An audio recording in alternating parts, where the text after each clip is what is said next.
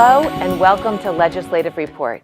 I'm State Representative Wendi Thomas of the 178th District in Bucks County.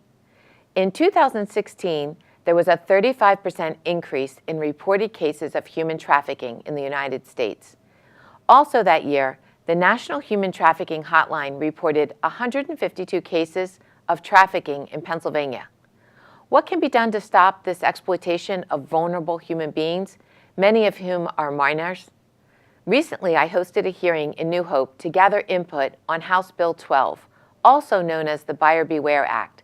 This legislation shifts the focus away from punishing the victims to punishing those who traffic them and buy their services. On today's program, I wanted to share some of the things I learned from that hearing.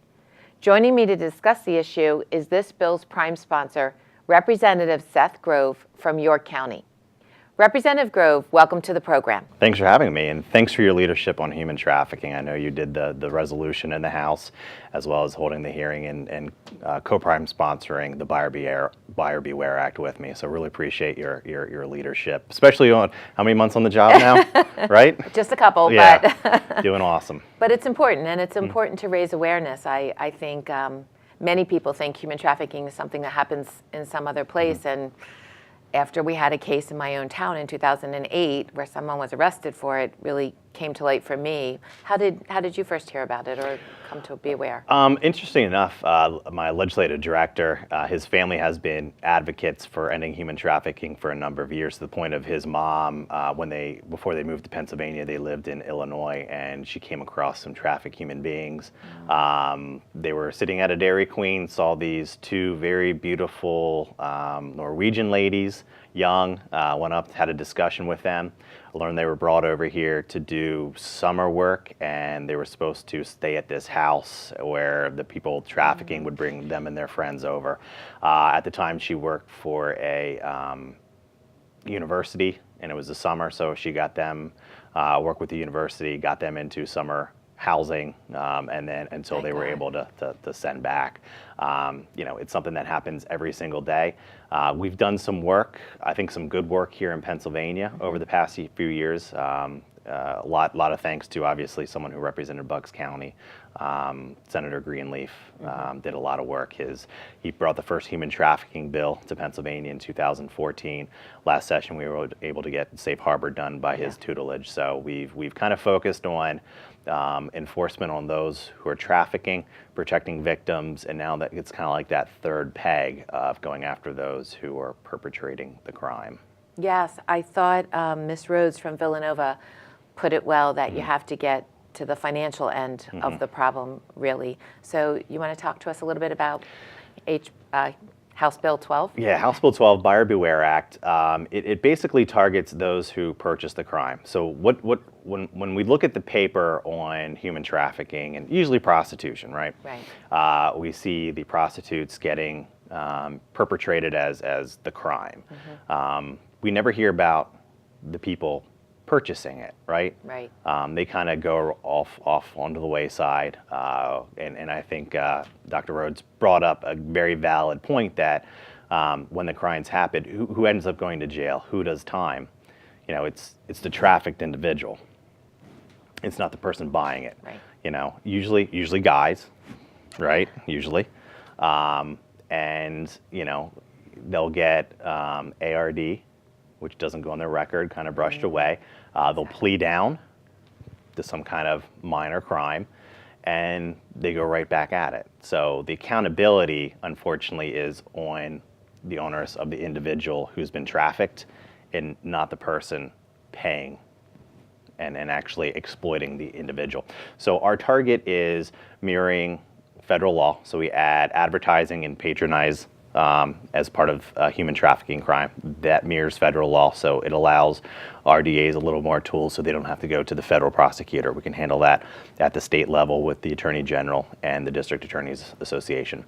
We increase the penalties from a second-degree felony to a first-degree felony. Excellent. So sending the message that we will not tolerate this. And that language is mirrored after Tennessee and Louisiana. They have two of the strongest human trafficking laws on the books, particularly Louisiana. They have a lot of a party scene, obviously, with New Orleans. they have a large port, so it's easy to bring people in to Louisiana. So they've been fighting it very, very hard. Patronizing a trafficked victim, we add should have known and/or recklessly disregards the fact that the individual has been trafficked. So you should be on notice that, if you end up like the big case in Florida, Yeah. you go to a massage parlor, they're probably a trafficked individual. Be on notice now, because when this bill passes, you're going to see upgraded penalties because of those. What I also like is that all the fine money goes back to helping the nonprofits eradicate and the victims to help them out. So government's not taking it and we're not putting it into a general fund and just spending it. We're actually reinvesting those dollars back in for educational purposes, and then obviously to help the victims. And then we move to help minors more. Right now, under human trafficking, definition of minors 16, we increased that to 18. Yep. And then we allow them the ability to do a pre-recorded video of their testimony, so they don't have to confront either their trafficker or obviously the people that have been exploiting them, sometimes multiple times over in cases of rape and so forth. So all around, it's a great bill, and it really, I think it refocuses and restarts the dialogue about who actually are victims and who we really need to go after.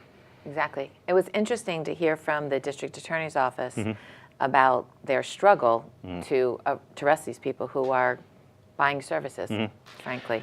I think it's a matter of what you want to focus on. Even law enforcement, from what I heard at the testimony, really focused on setting up fake profiles and going after the actual prostitutes. Yeah. Success is using the Florida model. They did undercover stings on the institutions themselves and went after those, some very big name individuals, right? Yes. Some very wealthy CEOs. The day of our hearing, it came out. It was amazing. So, their refocus is we're going to go after the people that are funding the enterprises. Right. If you know your name's going to get plastered all over the news, the likelihood of you doing those acts moving forward reduces them. And it's money. It's all economics. I know. People are making billions of dollars off exploiting other people, and it's slavery. It is slavery. I couldn't believe it. $150 billion industry, the third largest criminal activity, I believe, in the world. It's really horrifying. And it's all connected.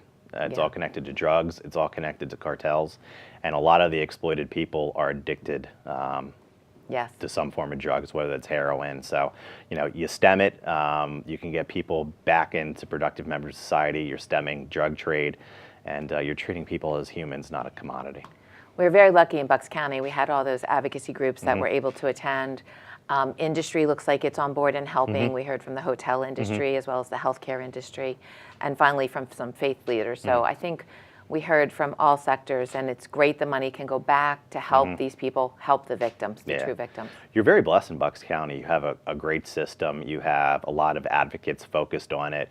I think they're a real model for the state and the country, the amount of work they're doing in fighting human trafficking. And Bucks County should be really proud of the work locally. It was amazing phenomenal. When we put this together, people who came out to help us. So we were very thrilled. Yeah. And we look forward to passing this bill, right? Yeah, absolutely. I think it's, the time is right. Absolutely, the time is right. And to refocus and reset the discussion about protecting victims, I think is critical, and we can be a real leader here in the nation on resetting that conversation. That's great. Well, thank you. Thank you for coming out to the hearing. I appreciate your time. And that's all the time we have for today's program. Again, I'm State Representative Wendi Thomas, and if you need any assistance with any state government matter, please feel free to contact me at my local office or through my website or my Facebook page. The information will be shown in a moment, and thanks for watching.